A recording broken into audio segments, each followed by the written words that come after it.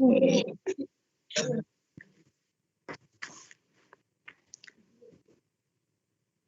I think we can start.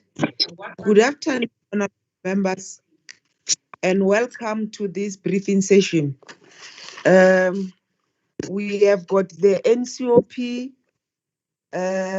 permanent delegate, Honorable Shaida Sheikh, who's leading the NCOP officials who will be given on the structures on the bill, on the structures bill. Yeah. Welcome, honorable members. So far, I was made aware that Honorable Mchadi is available in this meeting, Honorable Mahasela and Honorable Munyamani. I am available. Thanks so much. I'm also here, Honorable Chair. Thanks very much, Honorable Mutaka. I'm also here, Honorable Chair. Honorable Munyaman. Yeah, can I request video to delegate face? Honorable Muchadi. Honorable Chairperson, I'm in.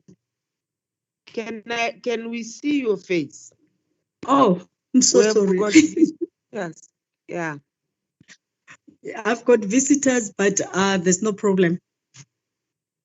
I'm saying we have got visitors ourselves at the committee, so they need to see honorable members who are present in this meeting. Thanks, Honorable Muchadi. Honorable Mahasela. You're welcome. Honorable Mahasela. I'm in, Honorable Chairperson. Thanks very much. Honorable Munyaman.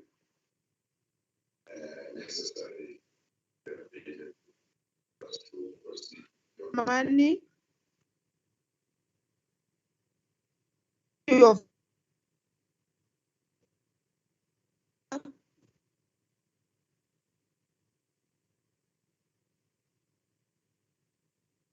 Honorable Mudaka. Thanks very much. Thanks very much, and welcome, honorable members. Let me introduce to you Honorable delegate of the Limpopo province in the NCOP. Honorable Shaida, can you introduce yourself and the delegates from the department whom you are with? And you unmute your mic and request them to unmute as and when you introduce them. Honorable Shaida. Thank you very much, Chairperson. My name is Shaida Sheikh, the permanent delegate in the NCOP that also serves on the National Select Committee on CoGHSTA. Chair, I have a slight challenge. I'm just going to, because I'm trying to find out who is here from the department.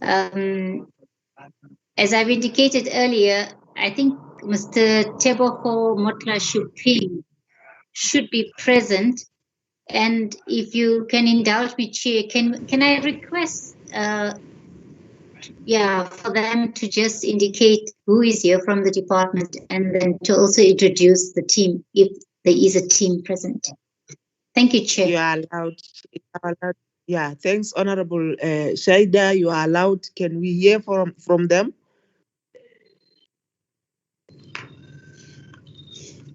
Good afternoon, Honorable Chair, Honorable Members, Honorable Councillors and colleagues. My name is Jackie Maepa from National CoGHSTA. I'll be doing the presentation on behalf of Ndade Teboho Motla-Shuping, who's held up in another meeting. Thanks, and you are most welcome. Yeah, you are most welcome. I'm now going to give the platform to Honorable Shaida to take us through the overview and usher Mr. Mayepa to the platform to give us a briefing. Thank you, Honorable Chairperson.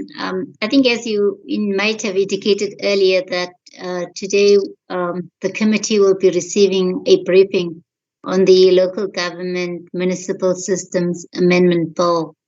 And I understand that the presentation that is going to be made to the committee by the department has already been submitted to members. But safe to say, Chair, because I think the presentation that will be made is quite comprehensive, and the issues that I wanted to also speak to are also covered comprehensively there. But I think I would just like to perhaps raise just one issue, Chairperson, and I think it's just basically to inform the committee that, and I'm sure the committee would be familiar with the Municipal Systems Amendment Act 2011.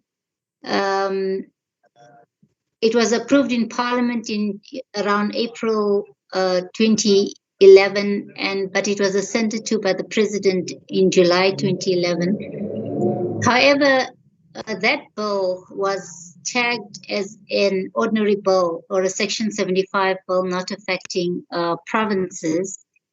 And this was one of the issues that was challenged in the High Court, in the Constitutional Court. And the bill was then declared unconstitutional, and this was around 2017. And one of the reasons why it was found unconstitutional was because it did not comply with the procedures that are set out in Section 76 of the bill. And members will know that Section 76 bills are bills that are referred to provinces for public consultation. And as a result, members, this bill is now sitting before the province. The other dates in terms of why we're only dealing with this late in the year or in 2021, I think those are matters that actually come through in the presentations. I don't want to necessarily go into the dates, Chairperson. But having said that, let me hand over to Jackie Mayekwa, who will then take us through with the presentation. Thank you, Chairperson. Before Jackie can present, let me welcome Honorable Matlow. Honorable Matlow, you are most welcome, and can you show your face?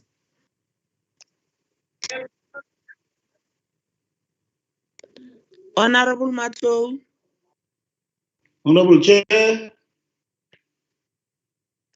Can you greet and show your face?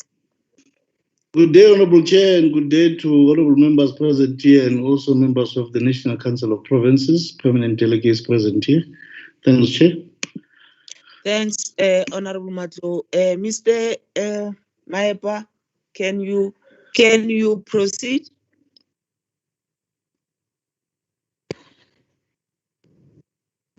Thank you, Honorable Chairperson. I just want to quickly check if the colleagues can assist us to flight the presentation, or whether we should do that from our side. Whichever way which can be quick.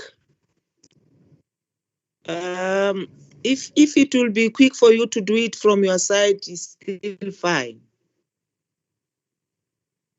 Okay, thank you so much. Ndaden Tlamulomat, can you help me, Chief, to flight the presentation?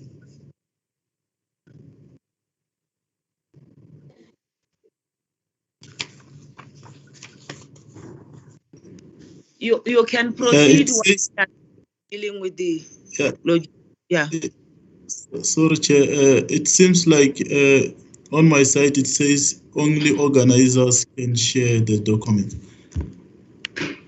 Oh, okay. Mr. Mukari, I But think. It's fun. I see it's projecting. Okay. Okay. Let me go straight to the presentation. Thanks. Okay.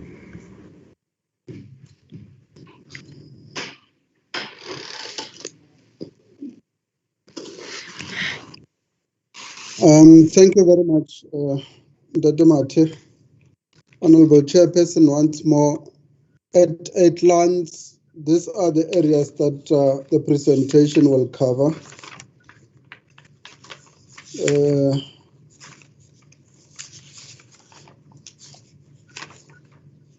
And I must thank, Honorable Shaikh for having given the context of the bill. I will not, repeat that. I'll go straight into the background. And Lamulo, slide 4, please.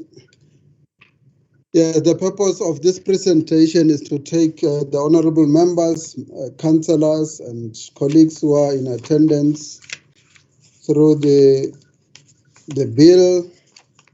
And I must indicate that as part of the problem statement, as Honorable Shaikh has already, explained, this bill was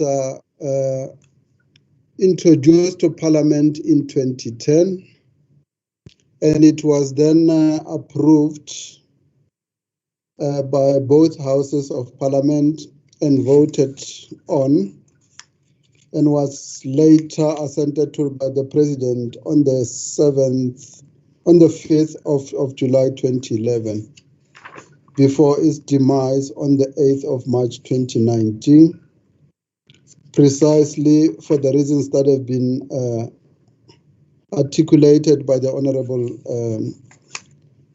Permanent Member. The challenge that the bill is seeking to address has to deal with the appointment of senior managers in municipalities. In particular, here we are referring to the appointment of municipal managers and managers directly accountable to municipal managers. The current Municipal Systems Act, provides for the appointment of managers directly accountable to municipal managers in Section 76, while Section 82 of the Structures Act provides for the appointment of municipal managers. Both pieces of legislation, both the Structures Act and the Municipal Systems Act, provides, empower municipal councils to appoint persons as municipal managers, and also prescribe that a person appointed as a municipal manager must have the relevant skills and expertise to perform the duties associated with that post. A similar provision has been made for the appointment of Section 56 managers reporting to the MMs. Samulo.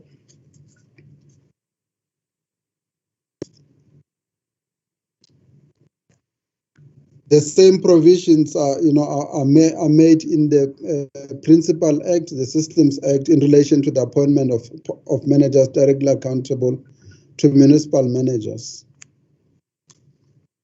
The problem with the current provision of the Structures Act, Section 82 and Section 56 of the Municipal Systems Act is that they both, prescribe that persons appointed as MMs and managers reporting to the MMs must have the minimum skills and expertise required to be appointed in the relevant positions. Based on these provisions, municipalities were appointing senior managers, municipal managers, and managers reporting to them,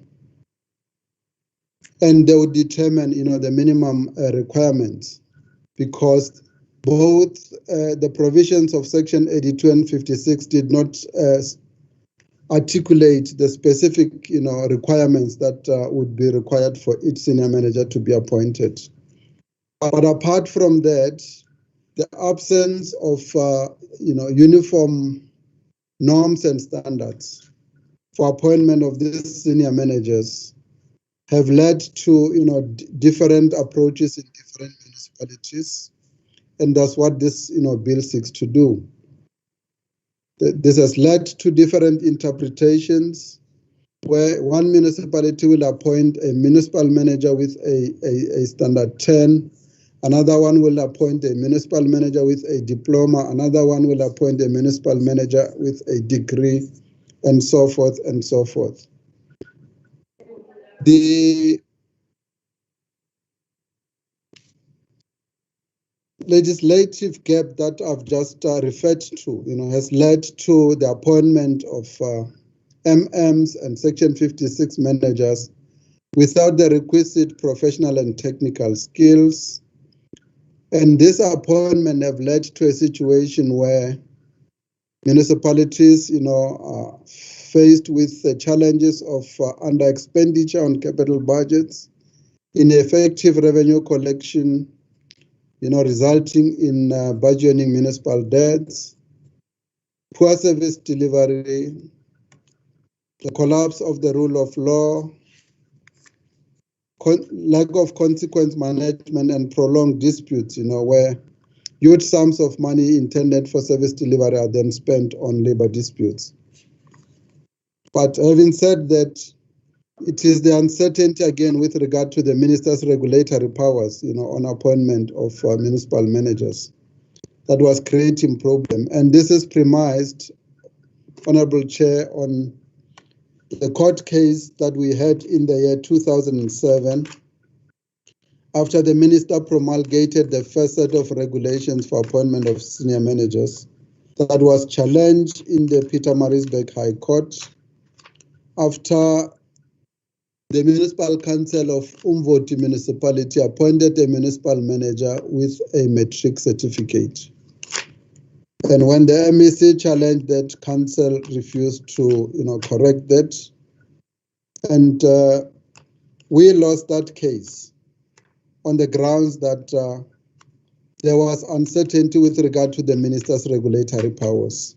So this bill, was put in place, introduced, with a view to address some of those challenges. Kamulo.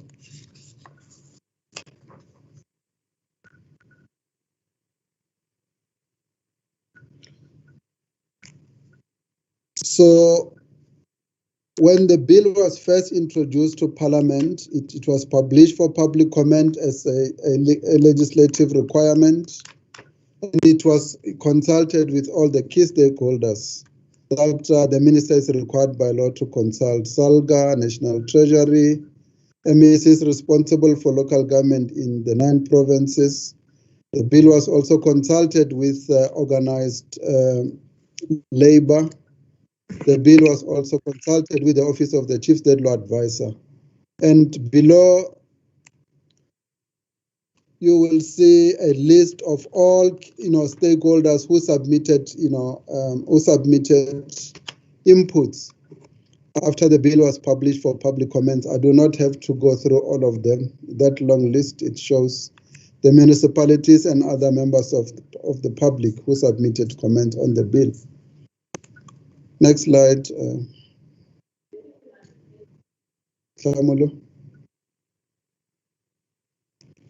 The bill was eventually introduced to Parliament after we considered all the comments that were submitted to the minister.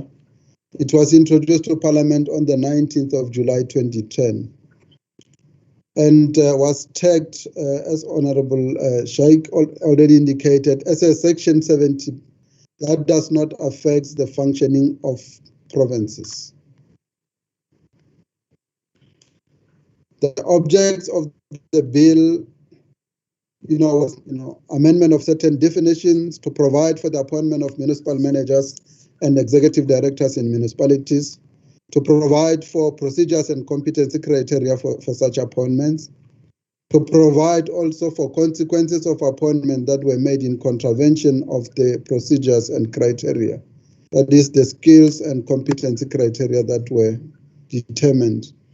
Also, it sought to determine the timeframes within which employment contracts and performance agreement of municipal managers and their direct reports must be concluded.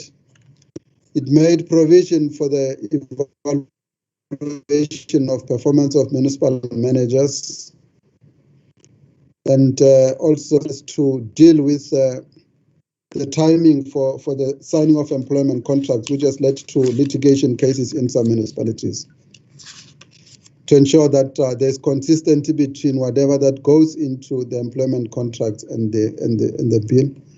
It also required of all, of staff systems and procedures that are adopted by municipalities in terms of Section 67 of the Municipal Systems Act to be aligned or to be consistent with the uniform norms and standards that are set by the minister nationally. It sought to prohibit municipal managers and directors in municipalities from holding political office in a political party as a result of the challenges where municipal officials who were holding political office, would impact on governance in municipalities because they had influence on some of the decisions that municipalities had to take. It also sought to, deal with the regulation of employment of dismissed staff. The challenge here was that many dismissed, municipal employees would move from one municipality to another after they've been, dismissed without any sanction, It also sought to deal with, to give the minister the powers to regulate the remuneration of municipal managers and the senior managers, but also to assign the responsibility to approve staff establishment to municipal council, by virtue of the cost implications that are linked with the staff establishment and the bloating that municipalities were experiencing. It also sought to prohibit the employment of personnel, additional to approved staff establishment of municipalities. And the bill was eventually approved by Parliament. Both houses of Parliament voted on it, and it was approved on the 19th of April 2011. And as I've indicated, it was assented to by the President on the 5th of July 2011. This slide will just reflect on some of the gains that the Systems Amendment Act 2011 achieved. As I've indicated, it minimized the bloating of municipal structures by employing municipal employees additional to the staff establishment, except for the conditions that would warrant for such appointments to be made. It provided for the competency framework that laid the basis for uniform minimum competency criteria for senior managers. It laid the foundation for skills audit for senior managers across the country, as well as skills development programs for those that were found to be lacking in terms of the requisite skills. It built, confidence in the recruitment and selection processes through the introduction of competency assessment tests, which also aided, to over and above the recruitment and selection processes. The competency tests were used to determine, how suitable the senior managers that are appointed by municipalities. As on the 8th of March 2019, Honorable Chairperson, a total of 1,218 senior managers, that is municipal managers and managers reporting to them. Out of a total approved 1,549 posts, 1,218 senior managers were appointed who met the requisite requirements as as regulated in terms of the Amendment Act. The bill also the Amendment Act also had a clause that empowered the MECs and the minister, to deal with the consequence of appointments that were made in contravention of the Act. I must indicate that as at the date of the demise of the invalidation of the Amendment Act, which is the 8th of March 2019, a total of 257 senior manager contracts were either terminated, based on declaratory orders, issued by the courts, or the relevant municipal councils were requested to correct some of the appointments that were not made in terms of the Act. But it also helped in fostering participation of senior managers in the performance management system of a municipality to ensure alignment between the individual, departmental, and municipal performance. And it also improved on accountability, despite the fact that with regard to the implementation of the performance management system, municipalities are still at different levels of implementation of the system. It also provided, a framework for dealing with poor performance by senior managers. So it provided for the consequent management, the procedures for consequent management in the event of underperformance by senior managers. It also maximized the ability of municipalities to achieve their objectives and provided checks and balances, a uniform monitoring framework for both national, provincial, and SALGA. It contributed to efforts to build a capable local parliament, a government as envisioned in Chapter 13 of the NDP. It prohibited the employment of staff dismissed for financial misconduct, fraud, and corruption, and put, time frames that once a municipal employee was dismissed, for any reason, for breach of code of conduct, it provided for, through the regulations, that it provided for rehabilitation periods ranging between 2 and 10 years, where 10 years was the maximum penalty linked to financial misconduct, fraud, and corruption, and other lesser, serious transgressions, would go to 2 years, 3 years, 4 years, 5 years, etc. The Act also empowered the minister to establish a national register that was used to blacklist, staff members who were dismissed from municipalities until after, a prescribed period, that they should not be employed in municipalities. As at the 8th of March 2019, a total of 1,653 officials were uploaded on the data, the database, the register that I've just spoken to. And as and when municipalities employ their senior managers, they would write to the department so that they can check if their recommended candidates do not appear in the database, and we assist them, in clearing them from that database.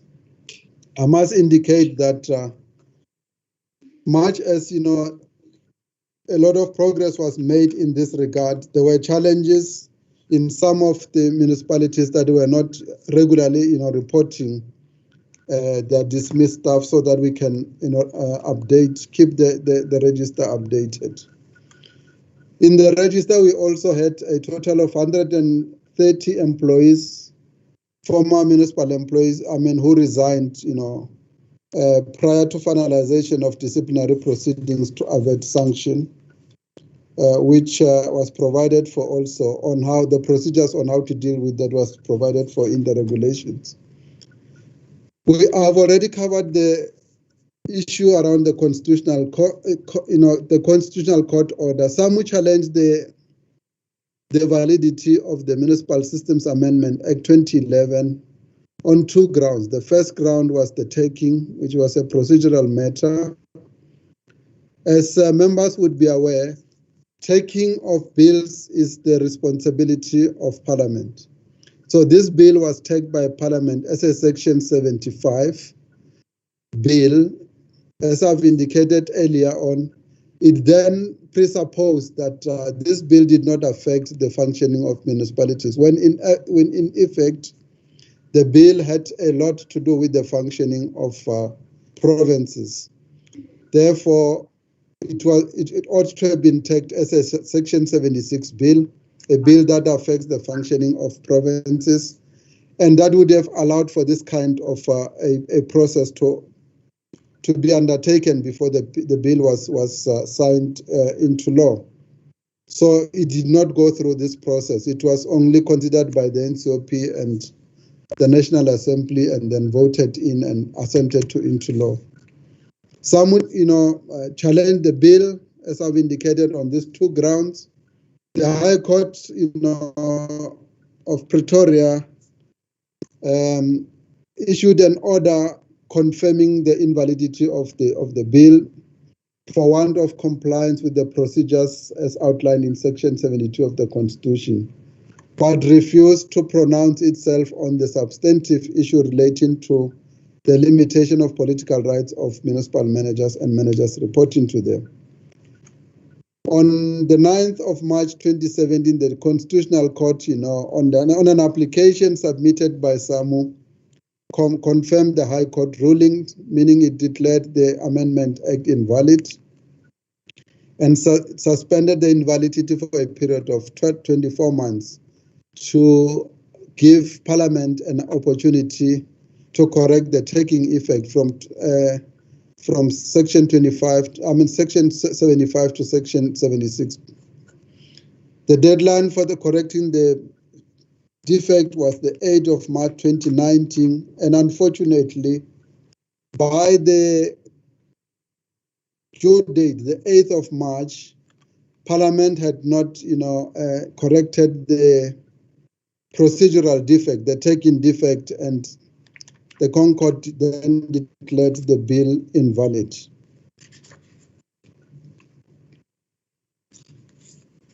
Samulo? We then had two options, either to reintroduce the bill, based on the advice that we got from Parliament, or to request for the revival of the bill. Considering the procedure that takes, to reintroduce the bill, which would have amounted between a period of 2 to 3 years, we decided to go the route of reviving the bill, with Parliament. First, going through Cabinet, it was approved by Cabinet, and then it was certified by the Chief State Law Advisor as constitutionally compliant, because the new bill that we were seeking to revive, it was then tagged properly as a Section 76 bill. The bill was then eventually introduced to Parliament on the 6th of February 2019, and the Fifth Parliament started processes to consult on the bill before the term of the Fifth Parliament came to an end, and the bill again lapsed as a result of that. Then we started this process to revive the bill with the Sixth Parliament, and eventually Parliament, revived the bill on the 27th of October 2019. The Portfolio Committee in the National Assembly started, considering oral and written submissions, and submissions were received from Western Cape, Department of Local Government, Gauteng CoGHSTA, Mpumalanga CoGHSTA, Eastern Cape CoGHSTA, as well as the South African Local Government Association, SALGA. Samulo.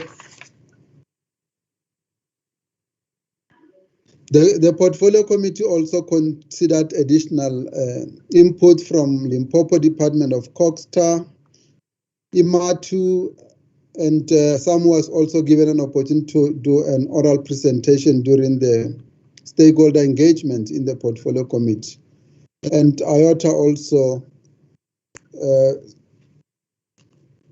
submitted, some inputs supporting the bill in its entirety.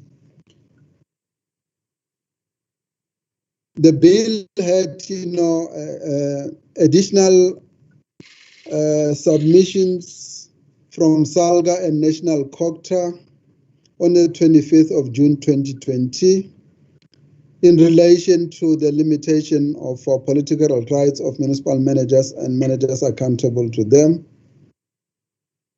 Although the portfolio committee, was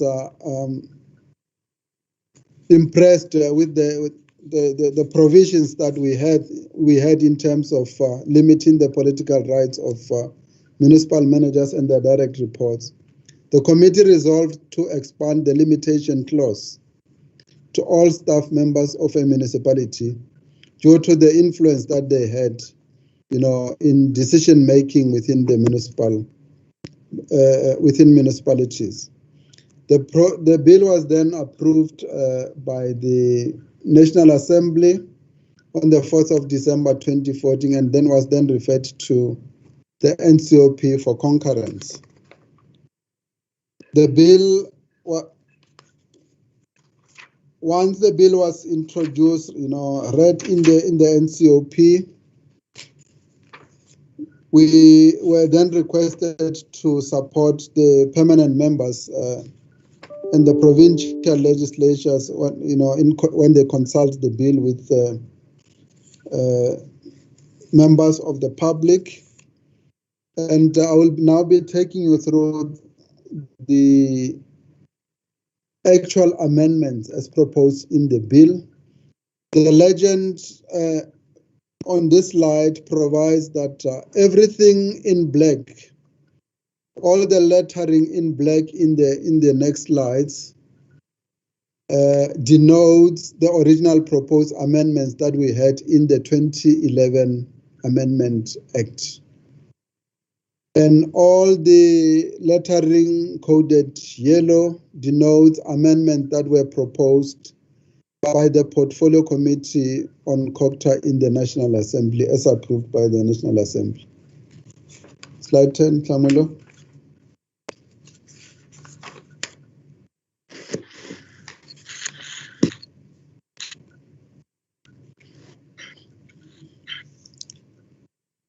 I've already touched on the taking of the bill. It was tagged incorrectly as a Section 75 bill instead of Section 76.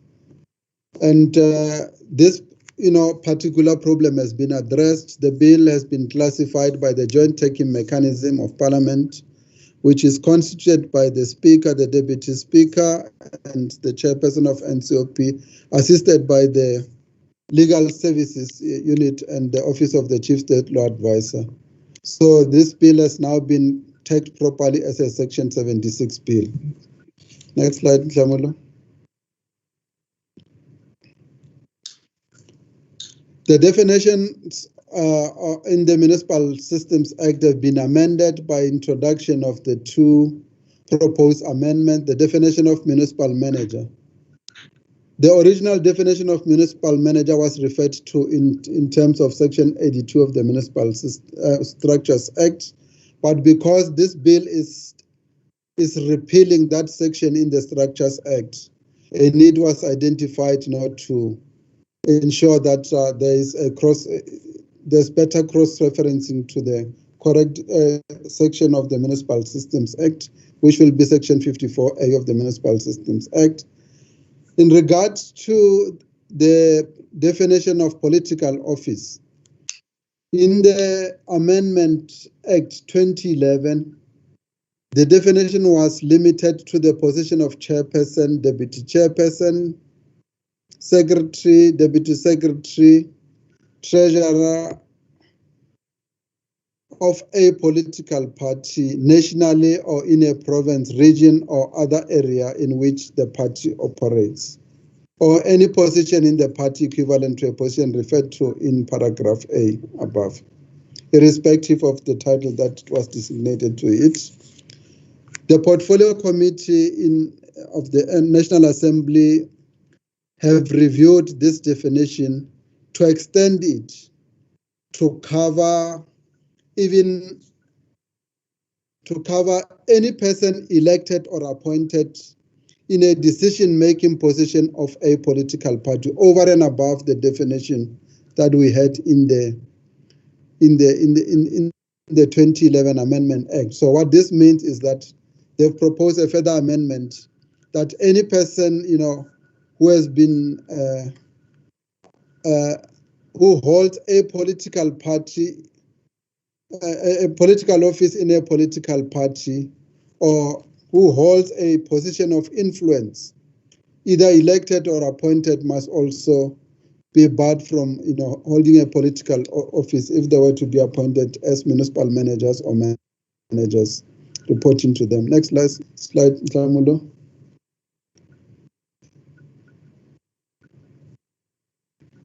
Clause 2 of the of the amendment bill deals with Section 82 of the Structures Act, as I've indicated. It migrates this provision from the Municipal Structures Act to the Systems Act to ensure that we have a single point of reference on appointment of municipal employees, MMs, managers reporting to MMs, and the rest of municipal employees will be dealt with in terms of the provisions of the Municipal Systems Act.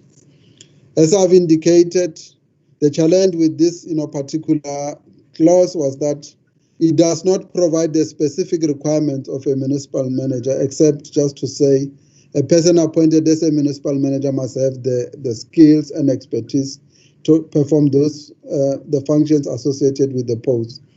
This has led to the appointment of ill-qualified, persons as municipal managers or acting municipal managers. So the bill, seeks to provide legal certainty with regard to the minister's regulatory powers on the determination of minimum levels of skills, expertise, competency, and qualification for appointment of municipal managers and acting municipal managers. It also provides that if a person is appointed as a municipal manager and in contravention of the provisions of this bill and the regulations that are made in terms of this bill, then that appointment will be declared null and void ab initio. It also provides for the advertisement of all municipal manager positions nationally with a view to enable municipalities to attract a pool of suitable candidates countrywide.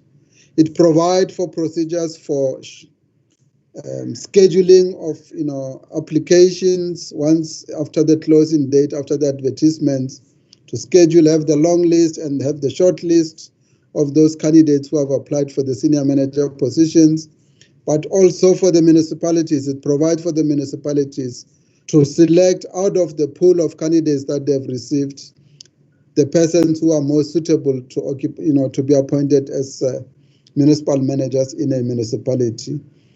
It also provides that in the event that the pool of candidates that was attracted is not enough, a municipality may also go back into the market again and by re-advertising the position. In the event that a municipality was unable to appoint to attract or to appoint a senior manager on the basis that the candidates who applied for the position do not meet the some of the minimum prescribed requirements, the bill empowers the minister to waive some of the provisions, especially in relation to rural municipalities that are struggling to attract suitably qualified senior managers. But this was also meant to ensure, Honorable Chair, that we allow all municipalities, rural-based and affluent municipalities, to be able to share the spread of candidates with the suitable competence, with the suitable expertise and skills across the country. The bill also enjoins municipalities or municipal councils to report the selection and upon recruitment and selection processes to the MECs upon conclusion of the recruitment and selection processes. What the bill requires by this particular clause is to ensure that the MEC will monitor whether all the due process, all the procedures as outlined both in the bill once it's promulgated into law and in the regulations that are determined by the minister, they comply with all the requirements as laid down, but also to ensure that all the appointees, the persons appointed as municipal managers, meet the minimum prescribed requirements in an attempt to ensure that we contribute to government's commitment to build a capable state. Samuel, next.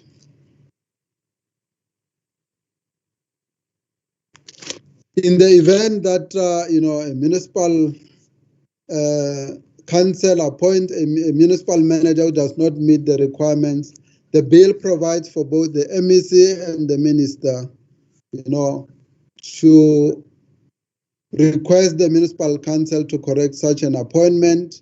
And in the event that a municipal council is not cooperating, it empowers both the MEC and the minister also to seek a declaratory order from a court of law to enforce compliance with the Municipal Systems Act and its regulations. In terms of the old provision, which was most problematic, it has been amended now in the yellow shaded area.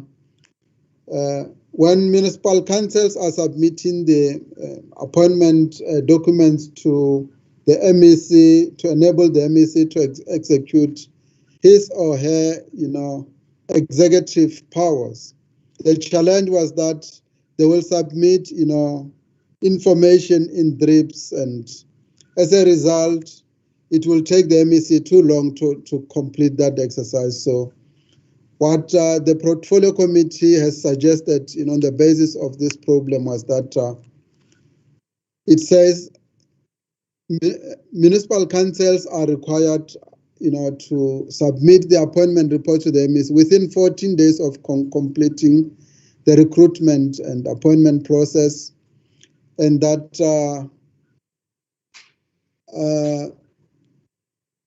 the MEC will be deemed to have, must also within 14 days be able to respond back to the municipality if he or she concurs with the appointment, that the appointment, meets all the criteria that is outlined in the Act and in the regulations.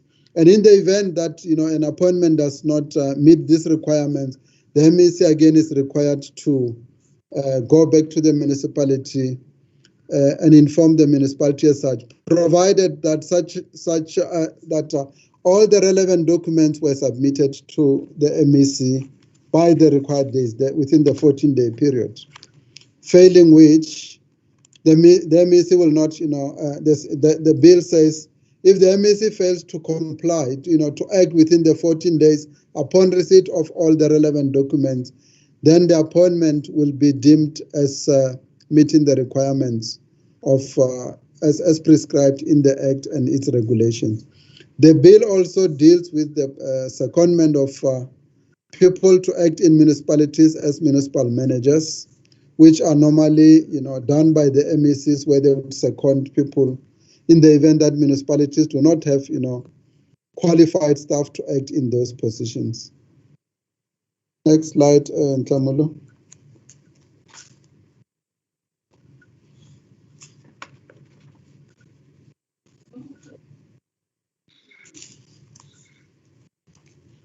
Honorable Chairperson, members, the Clause 3 of the amendment bill deals with the appointment of managers directly accountable to municipal managers.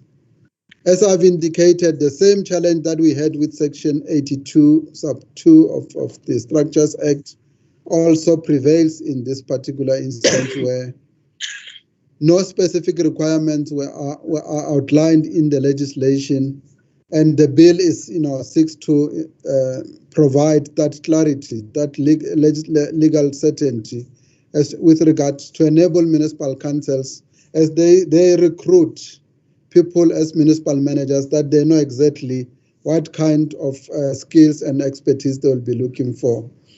The issues relating to advertisements, the scheduling of the scheduling of the applications, the shortlisting, the constitution of the selection panels, everything as we have dealt with in the municipals in relation to municipal managers apply verbatim in relation to the section 56 managers. So in a nutshell, section 56 of the bill, the amendment in section 56 of the Municipal Systems Act would provide the corresponding provisions as those that I've just spoken to in relation to municipal managers.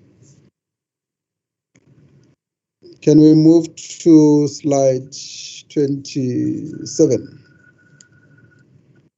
I've already covered this, Tlamelo. Oh yeah, 26, not 27. No.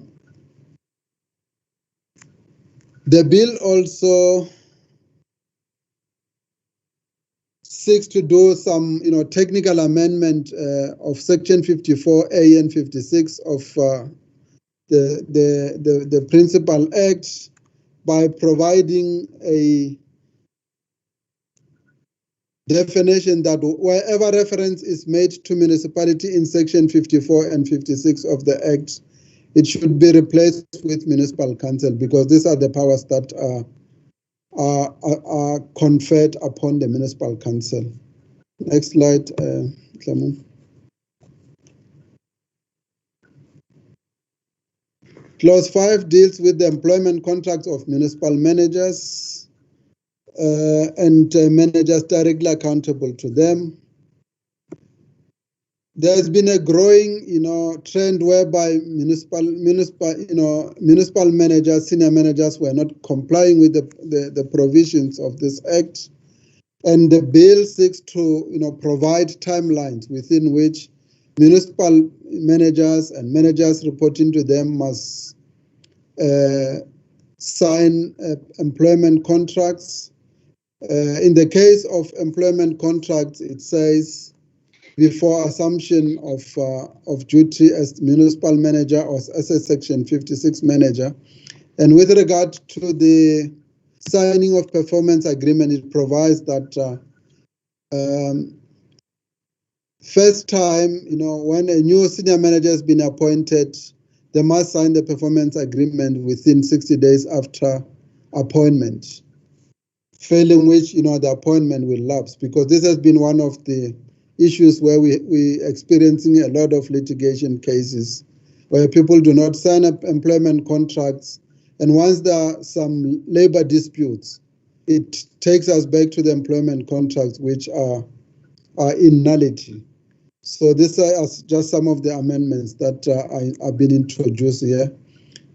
The bill also seeks to introduce a clause whereby it empowers the minister to regulate the remuneration of municipal managers and their direct reports to ensure uniformity across the spectrum. Because one of the challenges is that of the disparity in remuneration within local government. So this authority will then enable the minister to ensure that she rationalizes the remuneration of senior managers across the sector. Next slide, Zamula. Still on clause 5, employment contracts and performance agreements. I've already indicated that the employment contracts will have to be signed before a senior manager takes office. The bill also seeks to delete the provision of section 57 sub 6C, which provided for the renewal of employment contract of the municipal managers. This is based purely, Honorable Chairperson, on jurisprudence as law, where the courts have had a lot of cases around this particular area. We have had a situation where municipalities are abusing the renewal clause, whereby they perpetually, renewed the contracts of municipal managers without subjecting them to the new conditions, the new requirements that are outlined that were outlined by the Amendment Act 2011. So specifically, what this entails that in order to ensure that when a municipal manager position becomes vacant, a municipality will be required to advertise that position. So the renewal clause will be done away with until such time that there's a majority in terms of ensuring that all municipalities are employing, suitably qualified and competent senior managers. Maybe this could be relooked into again. But for now, this is what the Portfolio Committee and the National Assembly have approved. I also need to indicate here, Chair, that the Portfolio Committee also agreed in the year 2011, when the Amendment Act was signed into law, we repealed the provision of Section 57 sub 7. This provision in the Principal Act, Systems Act original, provided a discretionary power for municipal councils to extend the employment contracts of municipal managers to Section 56 managers. In a nutshell, what that means is that we repealed that section with a view that municipal managers, Section 50 municipalities will employ Section 56 managers in a permanent capacity. Unfortunately, due to implementation challenges, that was not realized. There were interpretation challenges, in particular between us and SALGA, that have led to a stalemate. And as a result, municipalities continued to employ Section 56 managers in a permanent capacity, on fixed-term contract. I must indicate, that some of the challenges identified in relation to the appointment of this Section 56 managers on fixed-term contract was the perpetual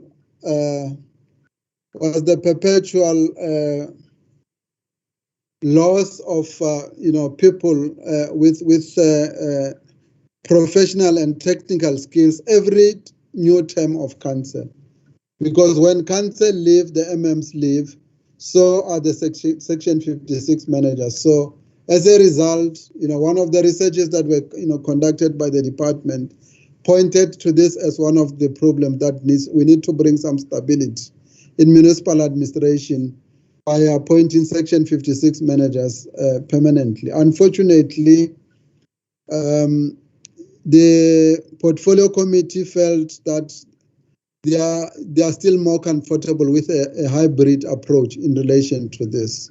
I know that one of the submissions by Limpopo CoGHSTA at the time, when the Portfolio Committee was having stakeholder engagement, was that senior managers, Section 56 managers must be appointed in a permanent capacity. But the Portfolio Committee was persuaded by the presentation made by other stakeholders to retain this as the appointment of Section 56 managers on to give the municipal councils, the right, the discretion to decide whether to appoint permanent or to appoint fixed term. So we're back to where we are. Municipal councils still have the discretion whether to employ fixed term or permanent, depending on the. But this has to be made before a position has been advertised. In the case that a position becomes vacant, the municipal council need to make that determination beforehand, so that when an advert goes down, it should be able to show whether such a position will be filled on a fixed-term contract or in a permanent capacity. Next slide, Kamala. Clause 6 deals with the employment of dismissed staff and record of dismissed proceedings. As I've already indicated, we've had a trend where municipal employees dismissed for financial misconduct, corruption, fraud.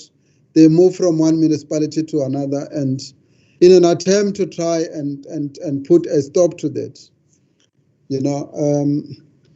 there was a decision made that we need to insert a clause that will ensure that municipalities will not employ staff that were dismissed for various types of misconduct, and that the periods of that were put in place to ensure that these people should not be employed in municipalities have been dealt with in the regulation provision, and for the time period, what is it? The period for which these people need some rehabilitation, self-rehabilitation, is provided for in the 2014 regulations that are empowered by the Systems Act. But the most important thing that I need to highlight here, Honorable Chair, is that this particular clause, empowers the minister, the municipal councils, first to keep an updated register of all dismissed staff, to submit such information to the MECs on a regular basis, and for the MECs to share that information with the national minister to ensure that the minister can update the national record, the national register of dismissed people, that dismissed municipal employees, that is kept by the national minister.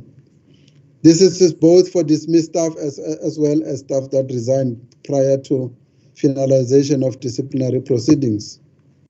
Next slide, Nhlamulo.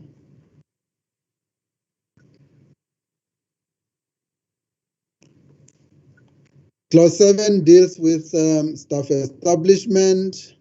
I've already indicated that some municipalities struggle to deliver basic services due to bloated administration. And I must emphasize here, Honorable Chairperson, that in one of the studies that have been conducted by the department, we have municipalities spending between 65 and 85% of their operating budget on employee compensation. The flip side of this is that such municipalities would be remaining with very little, a very little budget, a small budget to provide for service delivery. If a municipality is spending 85% on employee, compensation, it simply says only 15% of that will remain for service delivery to finance, capital projects and related matters. And so the bill is, trying to bring some normality in there to ensure that all the spending on municipal personnel should be, restrained within the limit of 20 and 40%, as provided in the financial ratios and norms. Clause 8 deals with human resource development, and all what the bill seeks to do here in the amendment is to ensure the alignment between the policies developed and adopted by municipal councils in terms of Section 67 of the Systems Act must align to the norms and standards that are determined by the minister in terms of Section 72. Clause 9, Nhlamulo. Clause 9 deals with bargaining council agreement. One of the major challenges that we have experienced over time is the misalignment in terms of the cost of living adjustment between councillors, senior managers, and bargaining council staff, but also to ensure that whenever organized local government, SALGA goes into negotiations in the bargaining council, there must be some form of, consultation between SALGA and the Minister of Finance, as well as the FFC. And, the bill provides for that platform to ensure that before SALGA goes into the bargaining council for wage and salary negotiations, they would, normally brief the minister first, as much as with the Minister of Finance, so that whatever that they offer that they are taking forward, takes the interest of the economy of the country into account. Clause 10 deals with staff members prohibited from holding political office. As I've indicated, the problem with this group of personnel is that they conflate political and administrative roles, and they tend to influence decision in municipalities at the detriment of governance in municipalities.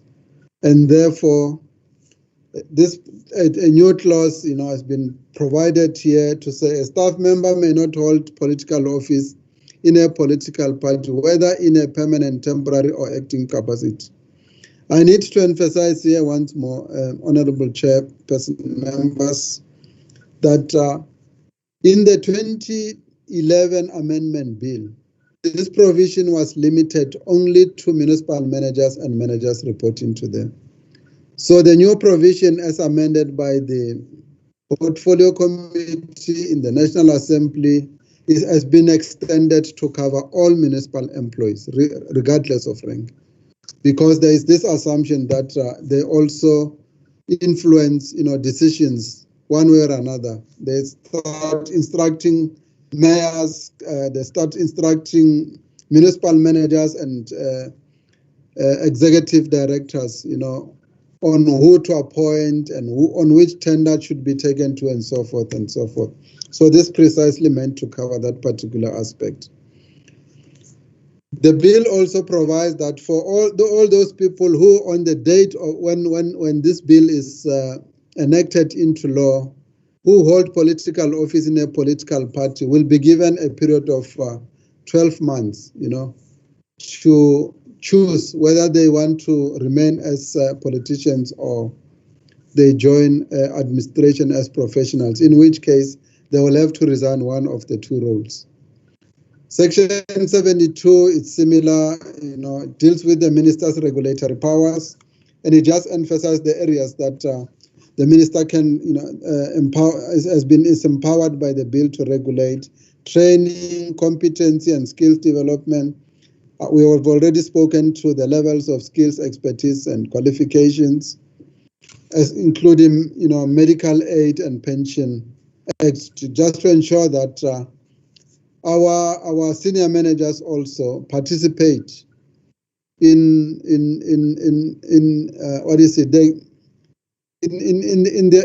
contribute to their retirement while they are still able to work, actively.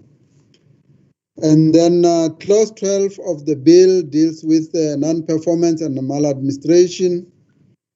The Systems Act currently empowers the MEC, if he has got reason to suspect maladministration in a municipality, to conduct an investigation into that.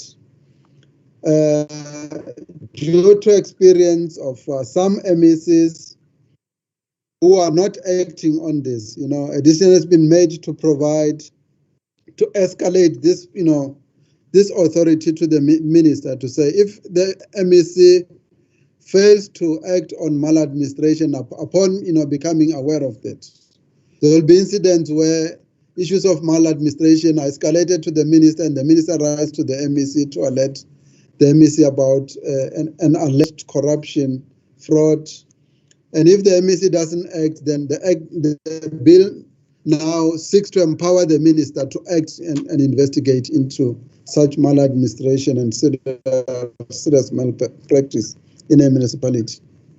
Clause 13, Tlamulo.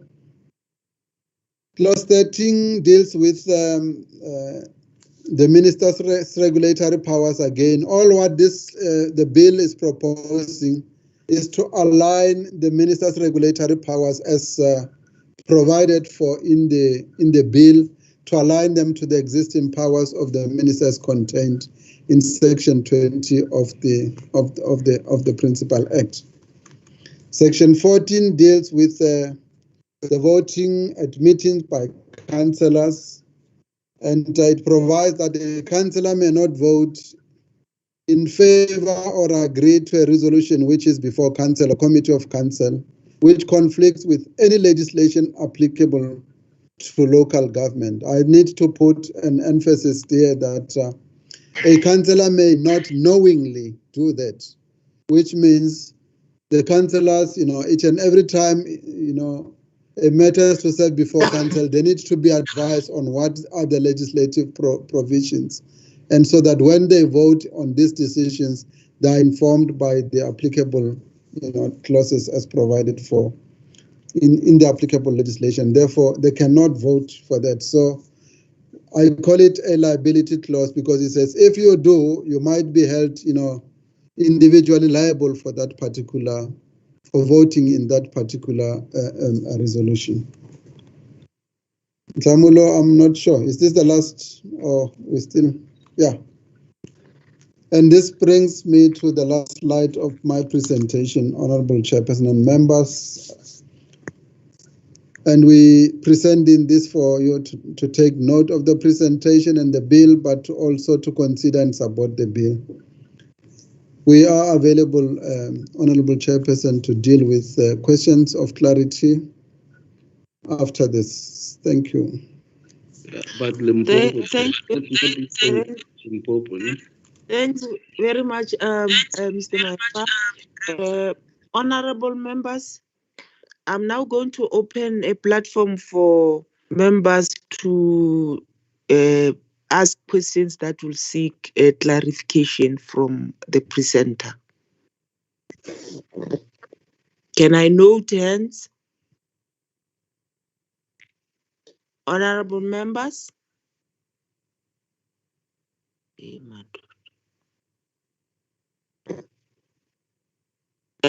Honorable Matlow, I see your hand. You are free to can ask or comment.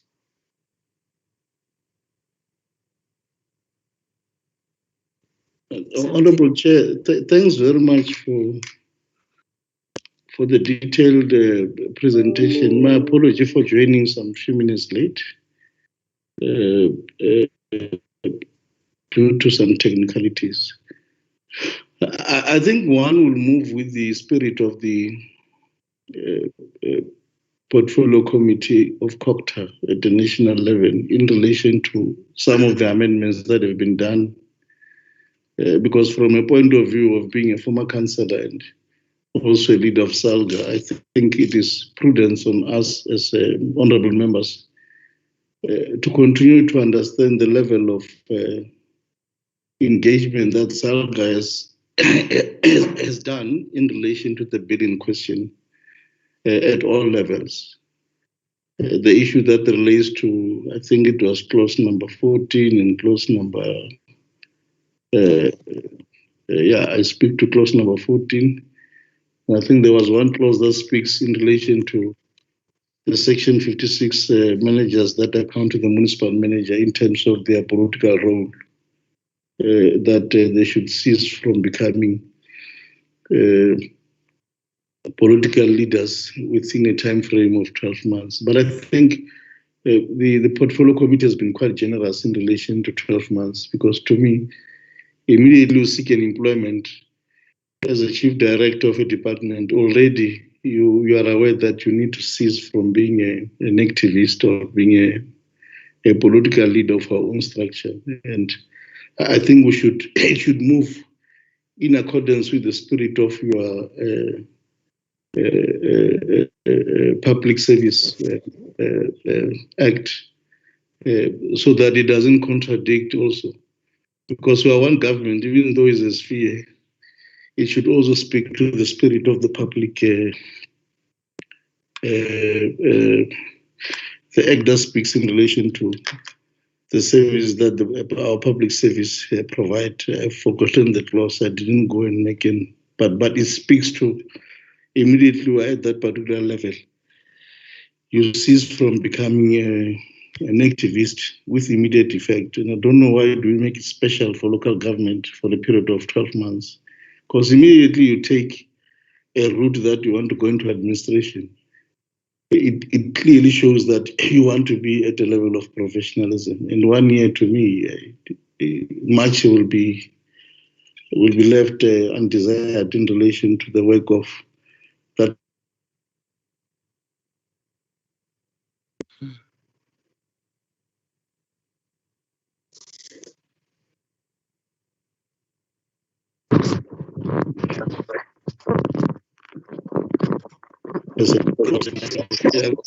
My phone, and I think it nearly disrupted my interaction with the committee.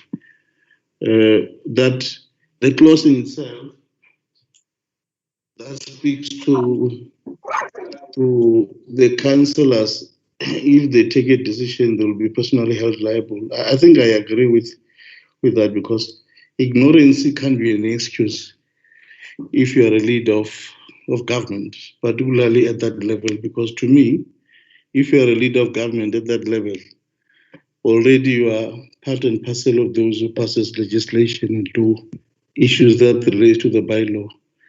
And it can't be a point of being negligent that you can't be held accountable, because I think consistently our councils have been taking decisions which are not in line with the spirit of the law, particularly in terms of the Municipal Structures Act and the Systems Act.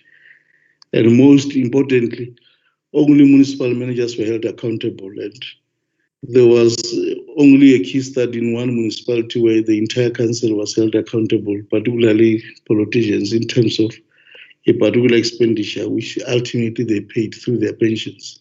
But it is unlikely that in most cases we see that happening. To me, I think we should tighten that and say point of ignorance doesn't mean you can't be held accountable. And I want to applaud the portfolio committee for inserting the responsibility of a minister.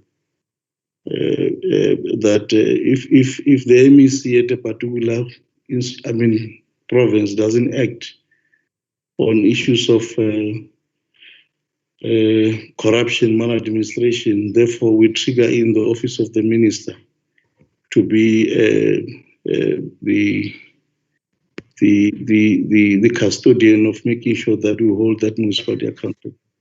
But it should be clear, Chair, because we don't want a situation whereby ministers are starting to run municipalities as if there is no layer of government in between the national and provincial government. It should be after particular processes. And I don't know whether the amendment spoke about those processes, because you can't just jump as a minister and come into the terrain of local government without due processes that might have emanated in terms of engagement with the provincial structure of CoGHSTA. To me, it leaves a very serious loophole, and it might cause serious problems in relation to powers and function of both the MECs of our local government, departments in different provinces, vis-a-vis the powers that the minister will be having. And I think it should be clear, because to me it says the minister will intervene if, and that if it must be quantified. What are the things that the MEC of that province, of that portfolio, of CoGHSTA couldn't have done? To me, it should be quantified so that we don't have power relations that are going to be troublesome, because they are clear in terms of the provision of the Constitution, in terms of the 3 spheres of government. What are the power relations? And in terms of the intergovernmental framework, it also speaks to that, and we should not allow that situation. I'm raising this, Chair, because we had an experience here in Limpopo whereby a minister of water affairs just coming into a province and take over water authority, which is illegal. Because if I was the executive mayor of that institution, I was going to take the minister to court, because that is illegal. You can't just come in and, because the powers and functions have been granted to that authority doesn't lies with the minister. It lies exactly with Parliament. And for any minister to just jump into a province and take responsibility, to me, it's illegal and it will cause very serious repercussions in terms of intergovernmental relations. And we should quantify that so that, but by and large, I'm quite happy with the interaction through the court processes that we have seen that SALGA was challenged in terms of the role and function of the Section 57, 56 managers in terms of their political, them being members of society and having a right to become politicians. And I think we've been able to coin it very well. It speaks to the nature of being a public servant. And to me, it really will give that balance and also that separation of powers, because sometimes some of these employed public servants, due to their political positions, they sometimes give instructions as the presenter just said. To me, a year is too much. That person should cease becoming, you should choose. If you are in the public service, you enter, you immediately resign from being a political, on your political cap. It can't be that you give a person, what is it that that person is still wrapping up? Or what is that window period for? To me, it doesn't make sense, because that 12 months, very serious problems can happen to that municipality. And these are the things that we are trying to avoid because of the experience that we had. And I believe that this interventions in terms of the bill speaks directly to what SALGA has been preaching, and I believe we're on the right track. And as Limpopo, I think we should be able to support. Lastly, Chair, when presentations are done, could it be? It is recommended that Limpopo Province Portfolio Committee on CoGHSTA note and present the presentation and consider and support the bill, because I think we might be subjected to an issue of cut and paste. If you are presenting to Limpopo, make sure that everything speaks to Limpopo, not Eastern Cape Province. Thanks, Chair.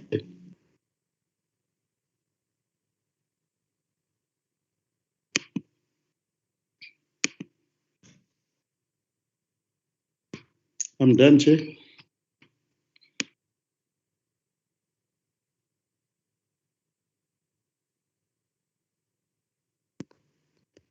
Honorable Chair, are you okay?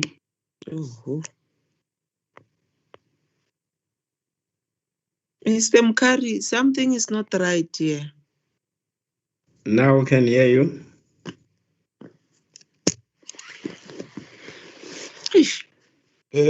Honorable Mr. Mkari. Honorable Chairperson, we have Mr. Mkari. Yes, Honorable Chair. We have Ms. Renelo Mudiba, who is our IT technician. I think she will attend to the problem. Renelo, can you attend to what the problem is to enable the chairperson to continue? Thank you so much.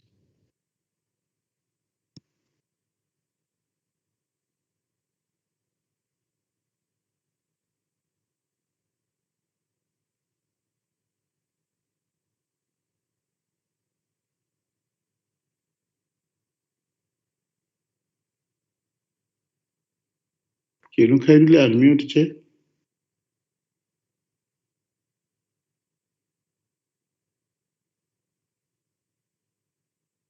Okay.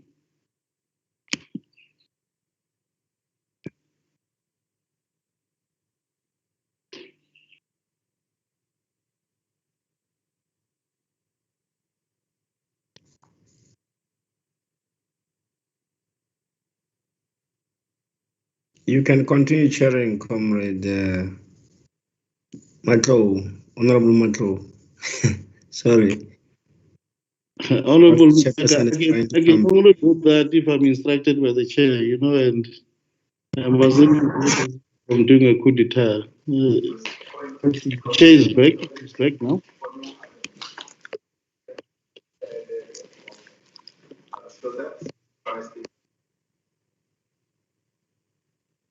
Honorable Chair, are you back? In the meantime, colleagues, while we're waiting for the chair, can we get colleagues who want to raise issues? Can we get hands? Those that can raise your hands, you can just come into the platform. Tate Mkari, am I audible? While we're waiting for the chair. You are loud and clear, Chairperson. Thank you so much. Thank you very much. The chair is coming. I'm just acting on a behalf for now. Other honorable members, if there is any contribution, and thanks very much, Honorable Sheikh, Honorable Sheikh, for the introductory remarks when we started. And yeah, honorable members, is there anyone want to take a bite?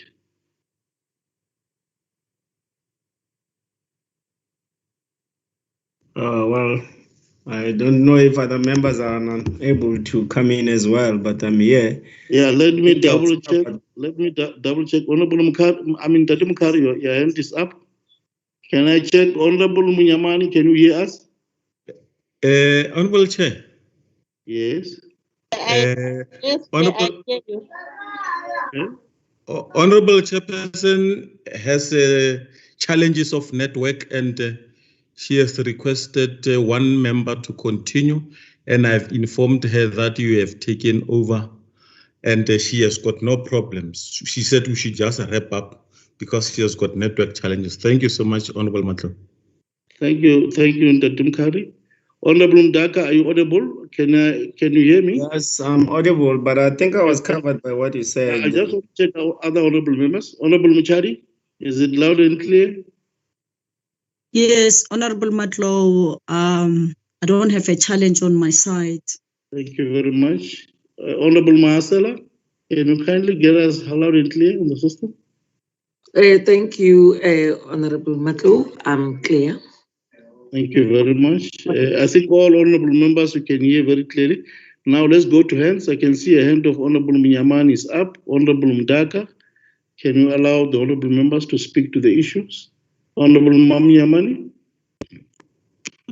Thanks, Chairperson. We are covered by the presentation, and we take note of what was presented to us.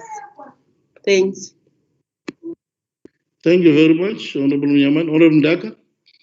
Yes, I don't want to waste time, Honorable Chair. I think what you have said covers us. I'm also one of those who served in local government for 19 years, both as an executive mayor, as also as chairperson of SAGA in the province. And I believe that what you have raised covers us, and particularly on the issue of municipal managers or managers that are directly reporting to the municipal manager. If they are politically very active, they can cause serious problems. So we don't have to wait for 12 months. I think they need to look into that issue so that it must not create power struggles at local level. Because if the managers are still politicians, so sometimes the councillors might not be in higher positions than the very managers that are serving under them. So they might then have a problem in taking decisions because the managers will go out and lobby certain positions, and that can create serious problems. So we support what they've said, that maybe they should be able to resign immediately as soon as they occupy the office. I think that one must be lobbied countrywide so that it be changed. Thank you. Thank you very much, Honorable Mdaka.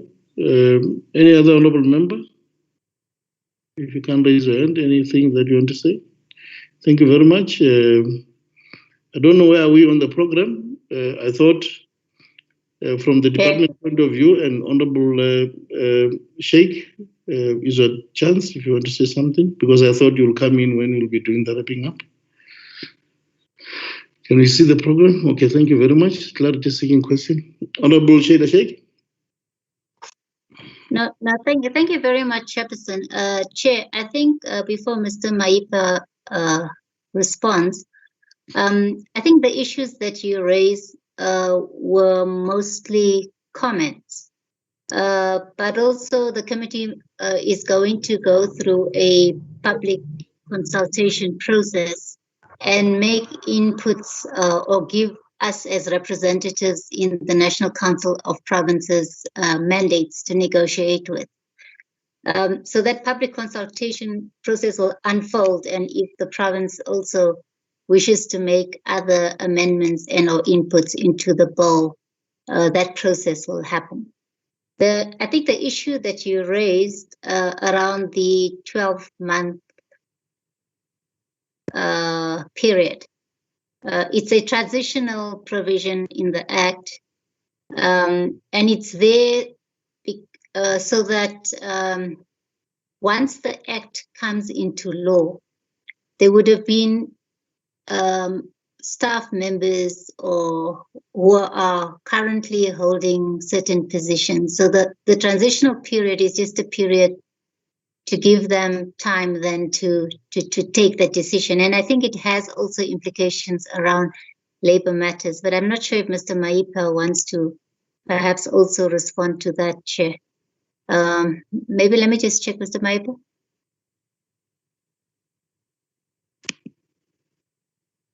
Mr. Maipa? Thank you, Honorable Chair, Honorable Sheikh and members. Our sincere apologies for the error.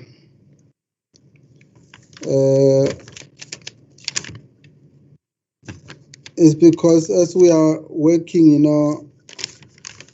back to back, supporting our provincial legislatures, we just omitted to correct that. But we've taken that, and I want to apologize profusely for that error that we referred to Eastern Cape. It's not Eastern Cape. The issues, Honorable Chen and Honorable Shaikh, I agree that there are two issues here, that have been raised strongly. The first one is in relation to the grace period of 12 months, which is a decision that was made by the Portfolio Committee. I would take a posture that says, because we are consulting with the provincial legislature, it's up to the provincial legislature to make that judgment call. If the provincial legislature is of the view that this is too long and should be reduced, because there were discussion as to whether this should be 6 months, 1 year, and so forth, but they eventually resolved to have this at 12 months. I would say it's in the, what is it? It's in the provincial legislature to power to make a determination whether we should go propose a shorter period than this. I'm saying this on the background.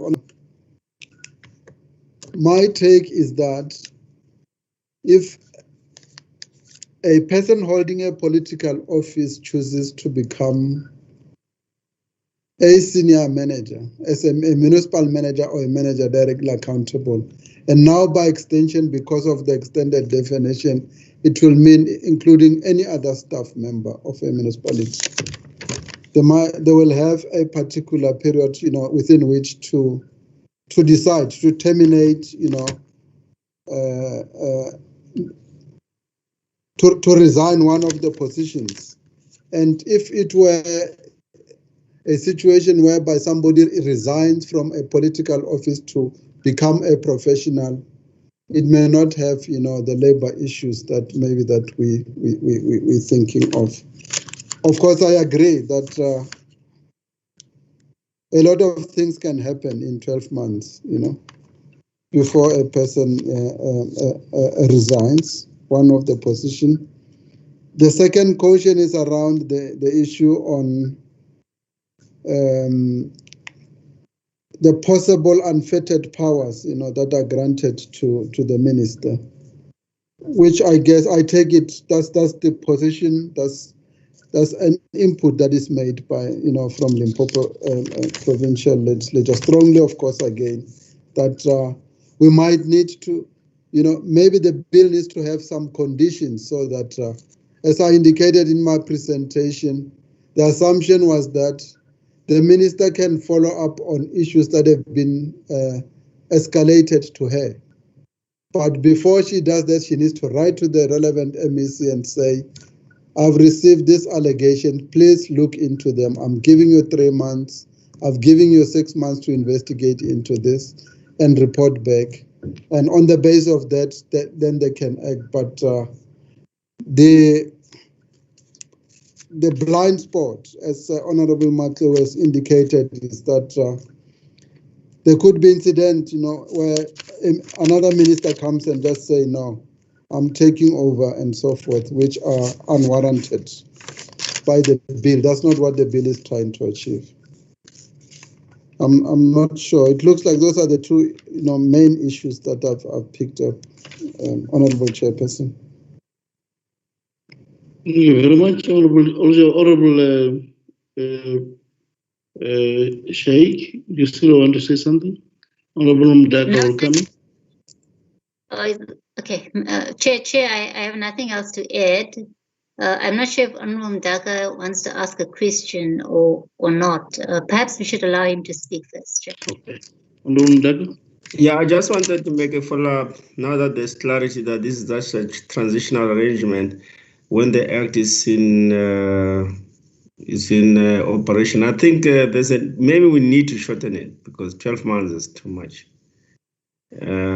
Maybe it should be 6 weeks to 3. In actual fact, I'll propose 6 weeks because as soon as the act is there, why must you waste time? You should resign if you have taken a position as a municipal manager. I'm saying this because of experience. I remember at some point we used to meet municipal managers at 12 midnight. They're following us wherever we are because of their political powers, and then to deal with certain matters that affect them directly.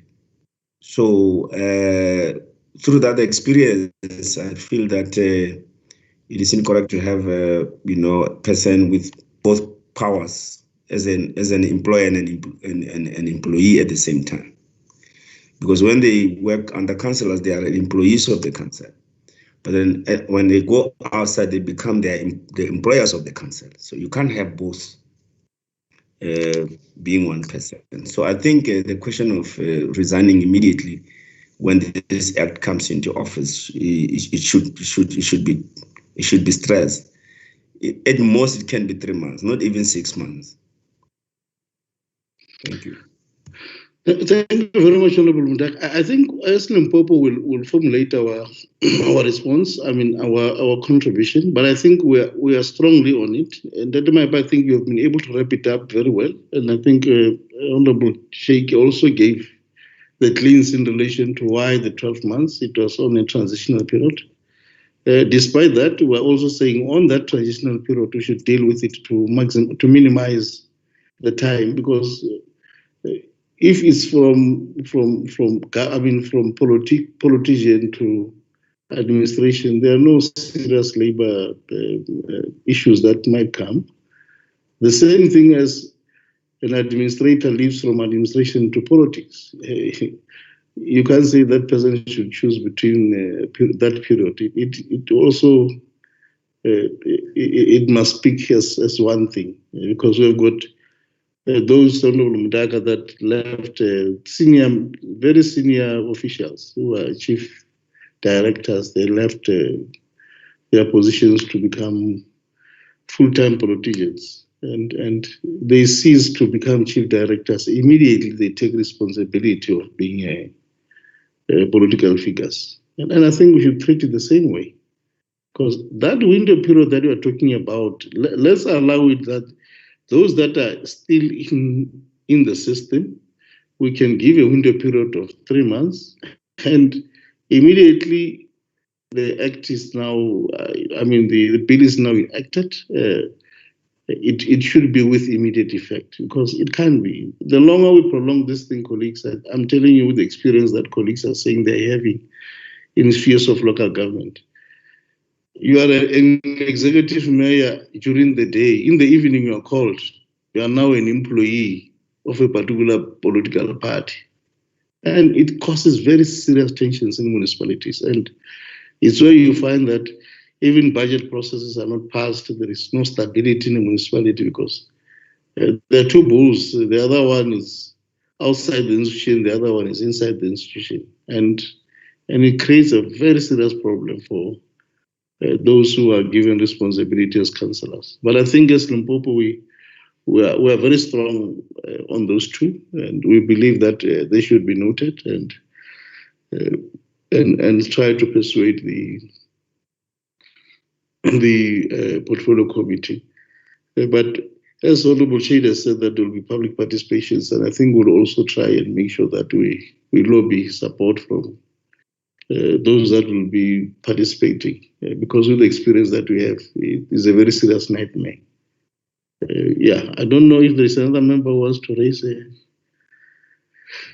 issue before we close. Ndade Maeba? No, thank you. There's nothing on our side, Honorable Chairperson, except just to say that if a need arises, we're still available to support the legislature with the public hearings. Thank you. Yeah. Thank you very much. On behalf of Honorable Shader, Sheikh, do you want to have closing and parting remarks? No, Chair, I'm covered, but I should thank Mr. Maipa for the presentation that he made, as well as for the clarity provided, but also to thank the portfolio committee, yourselves, the chair, and all members for hosting this meeting and for your participation in this process. And as you've indicated that you will have public consultations, and as the NCOP, we would obviously then await your negotiating and final mandates. Thank you, Chair. Thank you very much. I saw a hand. I don't know, it's Honorable. I can see a hand.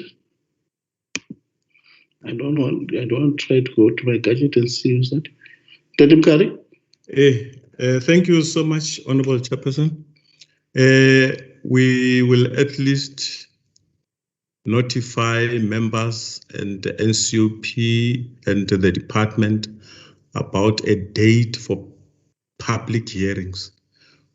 We intend holding one virtual public hearing. We'll inform them accordingly. Thank you so much. Thank you very much, Ndade Kari, for the announcement. We want to appreciate the presence of our NCOP delegate, who's permanent, Honorable Sheikh, and we want to believe that even in future, we'll continue to interact with honorable members who are the members of the National Council of Provinces who are from our province to continue helping and also giving support.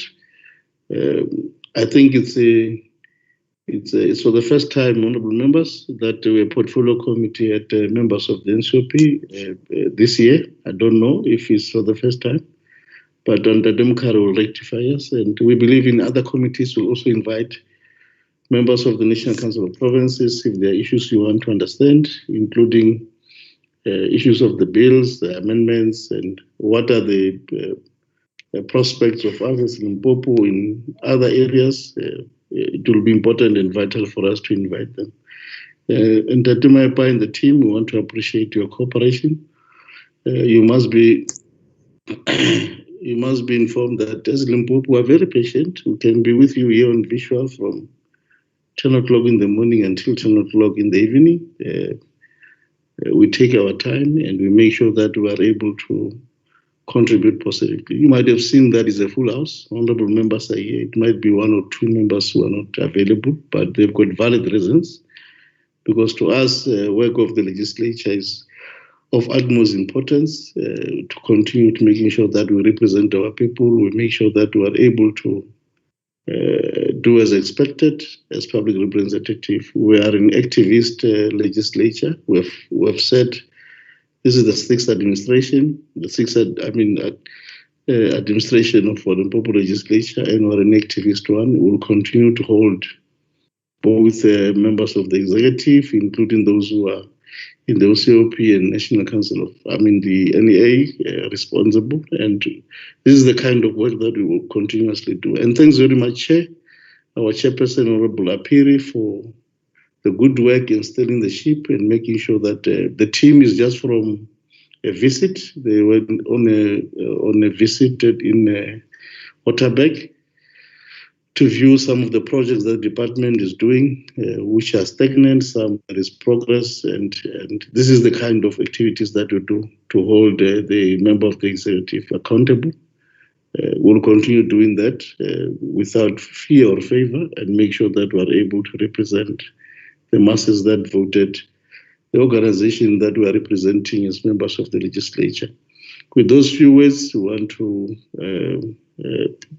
applaud Honorable Shada and the team for making sure that you create time and join us, give and be informative, and give us more information so that we are able to be highly informative as members of the legislature and be able to interact with society when we'll be having the public participation, as Honorable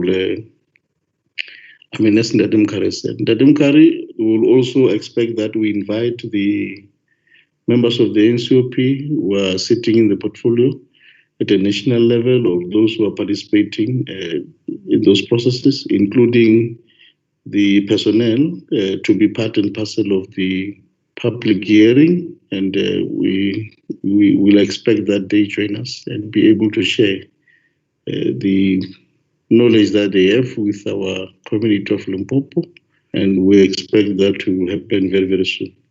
With those few words, I declare the meeting officially closed. Thank you very much.